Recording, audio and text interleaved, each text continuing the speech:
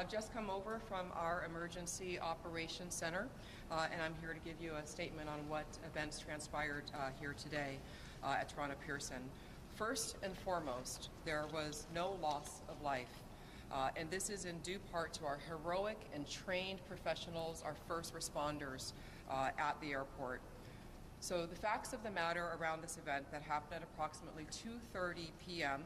is Delta Airlines Flight 4819 from Minneapolis to Toronto, operated by subsidiary Endeavour Air, was involved in a single aircraft accident upon landing at Toronto Pearson. The plane was carrying 4 crew and 76 passengers, among them 22 Canadians. The other passengers were multinational.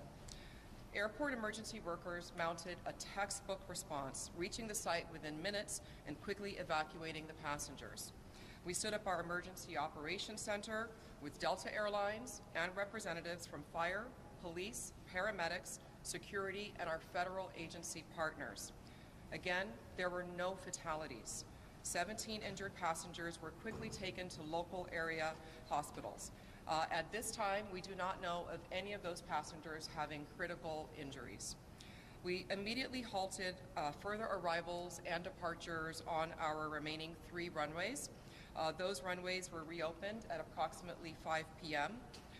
The other runways are remaining to serve the investigation, which will be carrying forward for the rest of tonight and into the next several days. These 2 runways will remain closed while the investigation takes place. Again, we are very grateful that there was no loss of life and relatively minor injuries. We are very focused on the care and the concern and the passengers and the crew, some of whom have already been reunified with their friends and their families. Others we have in a comfortable place right here at the airport in an environment where they're getting a lot of care and support from my staff. Delta Airlines is also continuing to provide customer care and information for passengers. In closing, no airport CEO wants to have these type of press conferences, but this is exactly what our emergency, our operations, and our first responder partners are all practiced and trained for. And again, this outcome is in due part to their heroic work, and I thank them profusely. Our thoughts and prayers are with all. We will be providing more information as it becomes available. We do expect that there will be some operational impact and some delays at the airport over the next few days while the 2 runways remain closed for the investigation. And we will be sharing information periodically.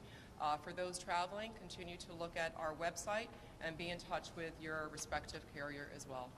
Thank you for your time today.